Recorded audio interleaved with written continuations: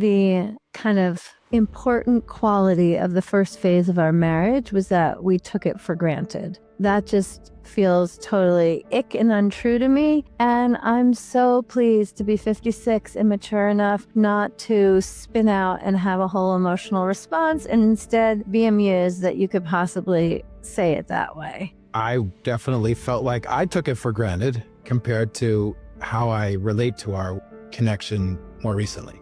You know, when you put it that way, I completely agree. I do think you took it for granted. And one of the beautiful things in subsequent phases of our marriage is that I think one of the most common pieces of feedback that I get on the Intimate Marriage podcast is that people just love the episodes that I do with my husband, Rodd Stockwell.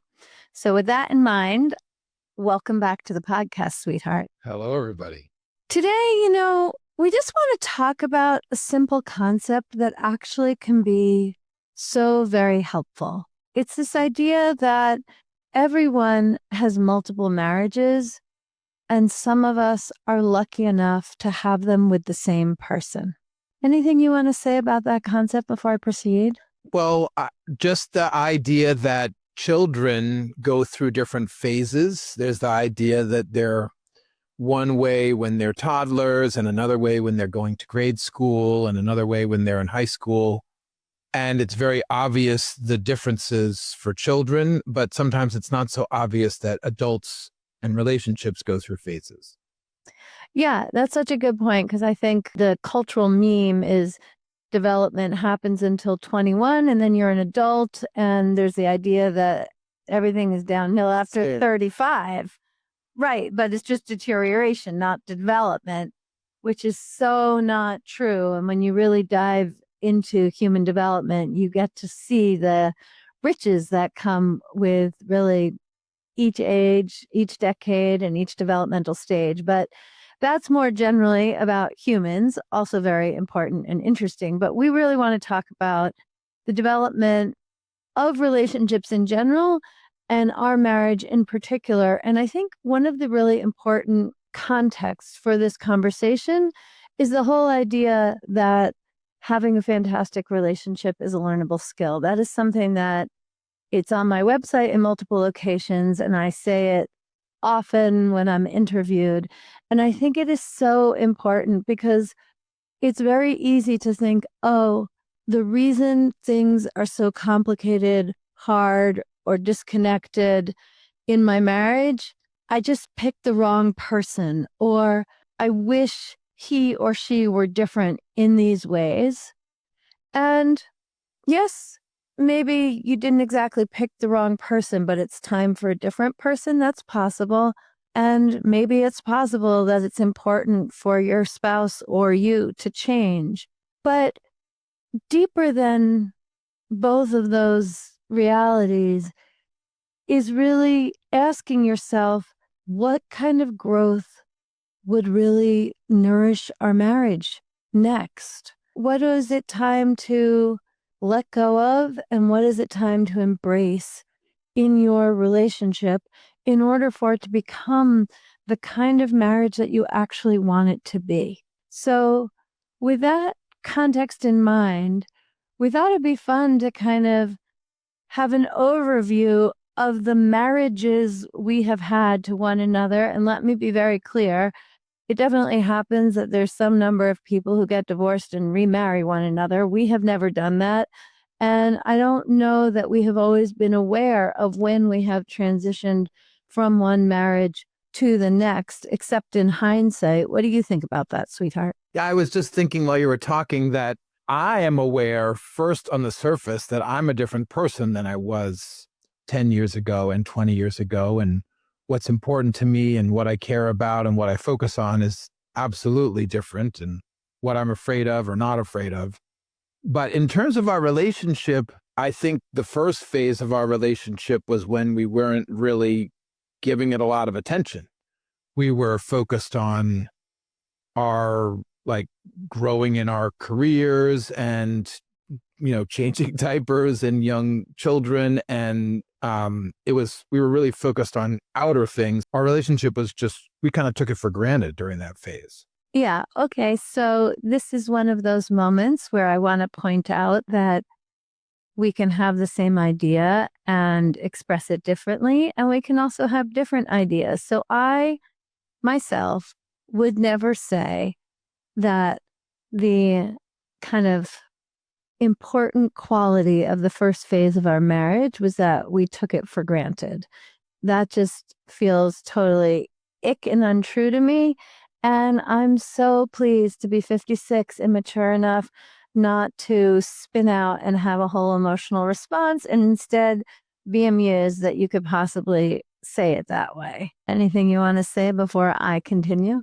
Well, I definitely felt like I took it for granted compared to how I relate to our connection more recently.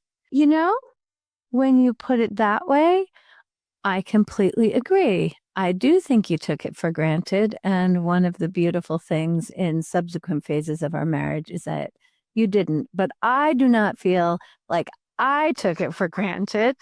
And oh, really? So we'll just leave that there for now.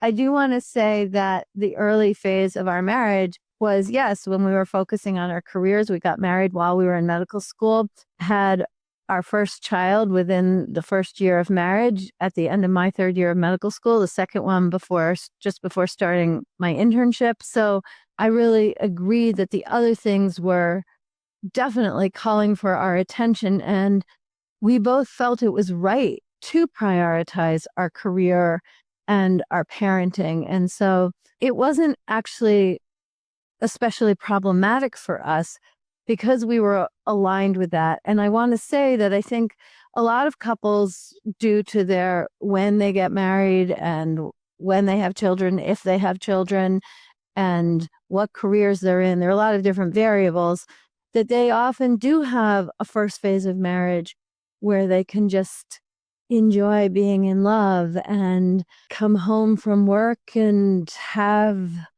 the whole evening and weekend together. Yes, yes. And we just never, ever had a phase like that by virtue of meeting as medical students and having children, our first two children, early on. So that is really the first phase of our marriage. And it wasn't problematic that you were taking it for granted and I was not taking it for granted, but definitely agree that between the two of us, 96% of our attention and development was going into careers and parenting. And I would contrast that with this next phase where I would think of it as like the growth phase where we were each doing personal growth things ourselves, and we were also growing our deliberateness with how we are together and what kind of marriage we actually want to have. Yeah, and that sounds so positive, and of course it was, but keeping things real, as I'm glad to do, and having it be more relevant, that second phase in which we really had a growth phase and sorted through our priorities, really up-leveled the culture in our marriage, how we communicate with one another, how we touch one another. So many elements really improved. But the transition into that phase was a really deep acknowledgement of dissatisfaction. I remember I said something to you about wanting to improve our sex life. That was where that began in many ways.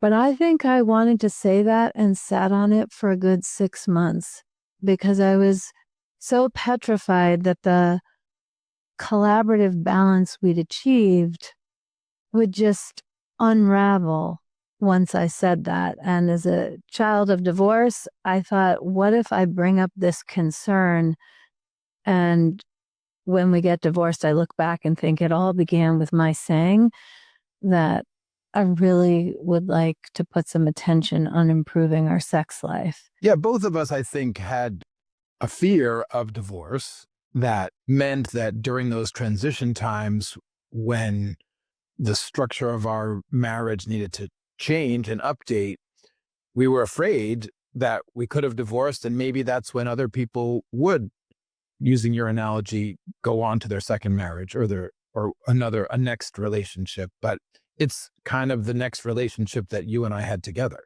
Yes. Yes. And that was a challenging transition to, and both of us, I think we had to look at each other, and both of us actually admit that how things had been going wasn't working for either of us anymore. We needed something else. Yeah. And I think that second phase, which had some incredible ecstatic experiences and some totally devastating ones and very many in between, it had a lot more drama than the first stage, And more honesty. More desire, more awareness of disappointment. And I also think it was really characterized by me getting real with myself about my contribution to what hadn't been working, and you getting real with yourself about your contribution about what hadn't been working. And each of us, after getting real, being courageous enough and intentional enough to transform it. So I don't know that I would want to go through that again if I were given an option, but I am grateful for every single second, every screaming match, every moment of just devastation and ever expanding intimacy on all levels and in all realms. And if I was going to use an analogy, I would say that the first phase was when we were living in the house that we inherited. And then we went through this phase of actually looking at it, tearing down whole rooms, remodeling. And it was very chaotic because of that. And the third phase now is once we've created the home that that's us, that for now, that we actually want to live in. Now we actually are getting to live in it. Yeah. And every now and then I might want to declutter some area or repaint the room, but there is this incredible steadiness present with whatever deliciousness or dissatisfaction arises. And I actually think, as we're having this conversation, kind of roughly having spelled out which are the years in which we transitioned from the first marriage to the second marriage to the third marriage, or from the inherited, somewhat run down house to the renovation and remodeling phase to enjoying the home that we've built with intention and a lot more care than we knew we would have needed to really enjoy sharing this home together, that I started coaching other couples before transitioning from that second phase to the third phase. But I definitely didn't start my podcast until the third phase.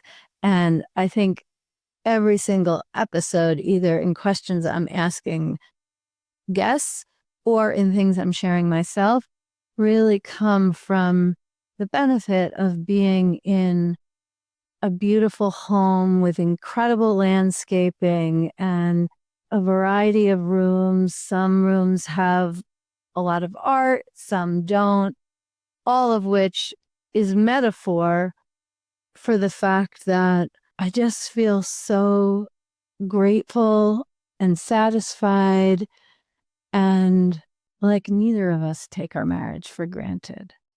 Yeah. And the way I would say the third phase is once we've done all that work and we're enjoying being in it, in our relationship and being together, we have more energy again for our children who are now in a different phase of their lives, and for your work and my work. There's somehow something that comes from the confidence of having built all that we can then spray out into the rest of our lives.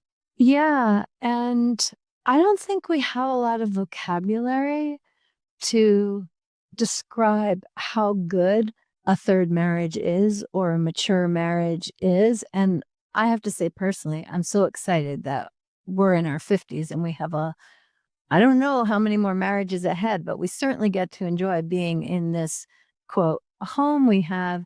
And I really want to emphasize what I started with, that one of the main reasons I wanted to share what we've shared on this episode is to give hope.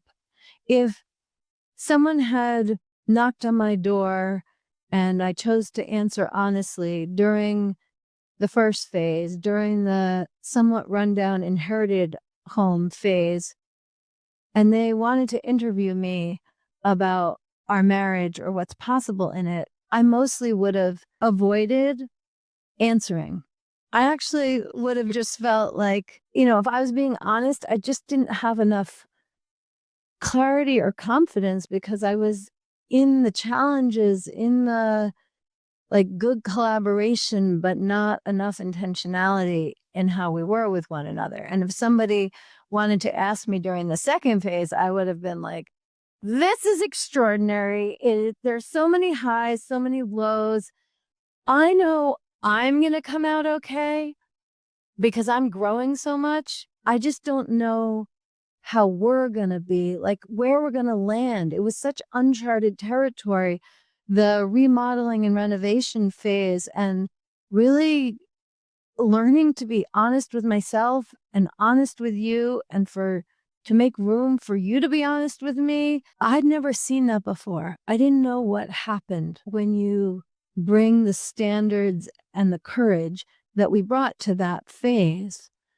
But now I feel like in the third phase, I can codify and simplify, and there's a certain amount of rawness required to really heat up and ignite a marriage. But I do think the whole thing could be a lot more streamlined than it was for the two of us. Yeah, and the last analogy I'll share is I feel like the phases for us were preschool for the first phase, and then being in school, which is really what that second phase was like for us. And now that we've graduated, we are in a whole different place of expertise and competence because we've gone through all that training of what is a good relationship for us. Yeah.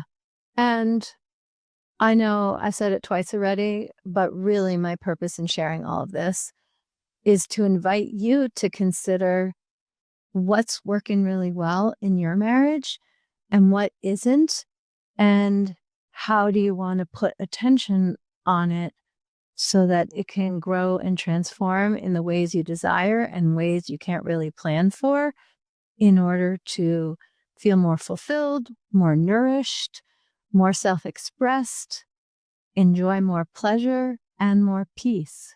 All right, that's it.